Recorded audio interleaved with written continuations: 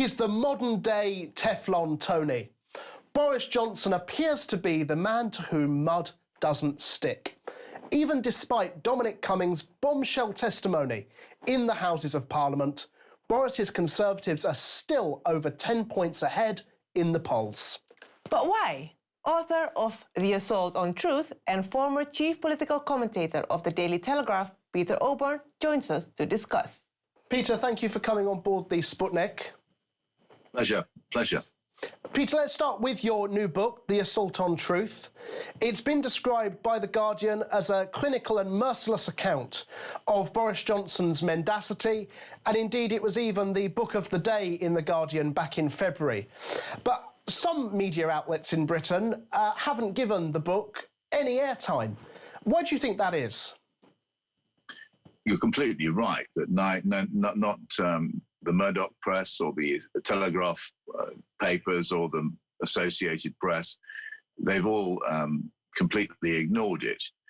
And the reason is, I have no idea, you'll have to ask them, but it is true that I don't just call out and expose and examine Mr. Johnson's lies, but I also show how the mainstream press in Britain has been complicit in passing, not just in not minding about the lies or not making an issue of them, but actually, in some cases, in actually being complicit in the dissemination of a culture of deceit coming out of Johnson's Downing Street. Now, when you wrote The Rise of Political Lying, which looked at spin in the Major and Blair governments, did you ever imagine, was it conceivable, that 20 years on things would get just as bad as they are?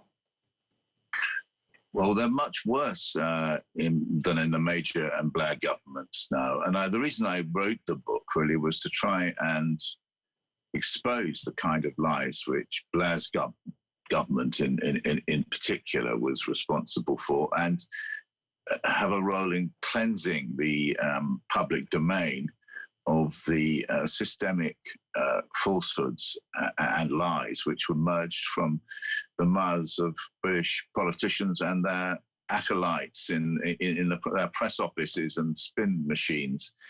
But this is what's new here is that you have a sort of constant barrage of disseminated falsehood from the Johnson government. It's on a scale and a cynicism and a sort of almost an ease which we've never had before. And I know I did not foresee this. Surely he cannot be any worse than Tony Blair. Tony Blair was the one who lied us into the Iraq war, which led to millions of deaths. And we're talking about Boris Johnson, who realized Brexit, the man who rolled out the vaccine program, which is considered the best in the world. Surely you must acknowledge that he's done a pretty good job. Whether or not the vaccine program is a great success, and I agree with you, I think it is, it's nothing to do with the lying culture which we've got. But I do agree with you on one important point. There's nothing as terrible as the statements about weapons of mass destruction, which turned out not to exist and were used by the Blair government to justify an illegal war. With such terrible consequences for Iraq and the wider Middle East. It's important to say that Tony Blair denies to this day that was a lie.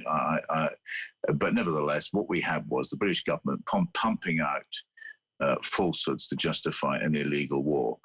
But what is different and systemic is the scale and cynicism of the lying. There's been a lot of lying about COVID, about the NHS. I set this all out in my book. And about during the 2019 general election, a huge number of lies about the policies of Jeremy Corbyn and what he wanted to do, and also lies about political opponents, which I exposed, which were put out by Downing Street, intermediated by the right-wing press, with fabrications about the political opponents of the Johnson government sort of working in league with foreign powers. And it was a gross abuse of the Downing Street machine, but also an assault on truth. So you're talking about, obviously, lying being on a greater scale than ever before, and indeed Johnny Mercer, who until recently served in the cabinet, resigned, saying hardly anybody here tells the truth ever. But I want to turn now to Dominic Cummings' bombshell allegations in the Houses of Parliament in his testimony just over a week ago now. That story, just like Wallpapergate before it, appears to have disapparated into thin air. Why is that? I don't actually agree with you that it's evaporated into thin air. And by the way, one of the allegations made by Mr. Cummings against the Johnson government was that there was a culture of lying. So you saw from a most unlikely source there, i.e. somebody who was the senior advisor to the Prime Minister for more than a year, assertions which substantiated the thesis of my book. I don't agree with you that it's sort of evaporated into thin air. I accept that, that we've had the wedding of the Prime Minister over the weekend, but the statements made by Mr. Cummings are very serious. He claimed, in particular, I think, the claim that, was it right, that tens of thousands or 10,000 people needlessly died? The statements about the care homes, whether people were sent effectively, care homes were infected owing to government negligence. There's a lot in the Cummings testimony which will have sunk in. But will it have an effect?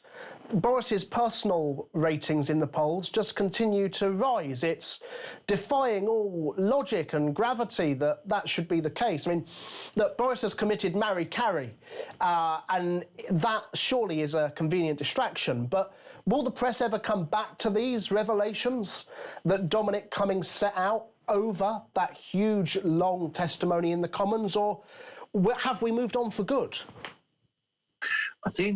I do think there's an interesting comparison to be made with the Blair years. There's no question that at the moment, Mr. Boris Johnson dominates the political landscape and really can be seen to do no wrong.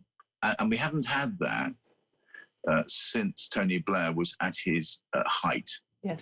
But it didn't go on forever with Tony Blair, and it won't go on forever with Boris Johnson. What were the key ingredients? One of them was a client press, which we saw at the height of the Blair era, and we're seeing repeated again now. And we have a opposition which can't be heard. We had that then, and we have that now. But life will change. The Tory party in general, they, in the past elections, by-elections, they have really broken through the Labour's red wall throughout England. And I wonder whether they've really capitalized on that, on all those gains that they made and took from Labour. Have they utilized that properly? Well, what they have, Gayatri, is 80, an 80-seat Commons majority, which gives them complete power to do what they want. And they are using that majority. And they're also using the rhetorical power of the Red Wall, i.e. they formed this alliance, which really no Conservative leaders ever achieved before, with substantial numbers of working class voters. And you have this most unlikely thing, which really I don't think has ever happened in British politics, which is an alliance between the leafy suburbs in the south and the housing estates in the north. It's a remarkable coalescence. Can it survive? But it gives enormous power to the Johnson machine at the moment. Come to think of it, you're right. It does have similarities to the Blair era, the way the working class are now aligning with Boris, and back then the Tories were aligning with Tony Blair, isn't it? Yes, Blair was very good at sucking in Tories to his project. A lot of senior Tories were enchanted by Blair. The most obvious one, famous one, case in point in some ways, is Michael Gove, who's now the Cabinet Office minister and effective Deputy Prime Minister. He couldn't sort of get. He couldn't. He was so overcome by Blair. He sort of adored him. And what this is the attraction of power. Politics is not, in the end of the day, about rhetoric or truth or falsehood. It's about power. And we have a very powerful government. The Tories seem to have found the magic money tree.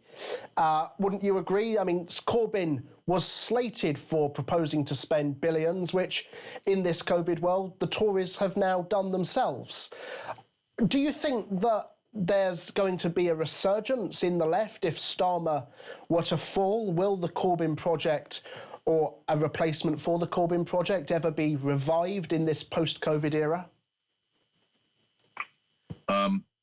It's certainly deeply ironic that a lot of the things which Corbyn was accused of wanting to do, and it was held up as being a utter disaster for Britain, and he was going to destroy the national finances, and he's going to sell our defence down the river and all this sort of thing.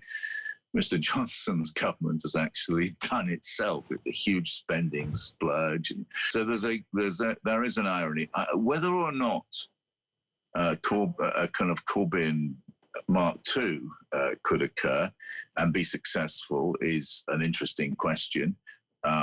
You can see that possibly happening in the Labour Party, but then the same forces which made it impossible for Corbyn to be heard, i.e. the mass media, wouldn't really treated him so unfairly, would then set to work. So whether Corbyn Mark II could happen, it might, and political moods change often very, very fast.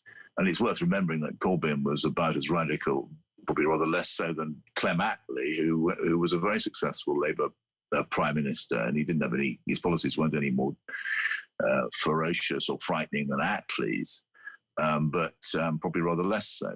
And so things can change. Peter, we're rapidly running out of time, so just finally tell us, where can people get a copy of your latest book? It's very nice of you to ask. Well, all good bookshops, actually. I'm very proud to say that it's on, if you go to Waterstones or best of all, your local independent bookshop, wherever you live, go in, because we all love bookshops. They're such an asset, such a part of our civil society, sort of things which are under threat. So please go to your local independent bookshop. And I got a lovely message from some of them and ask for the book. Peter, thank you so very much for joining us. It's been a real pleasure. Thank you.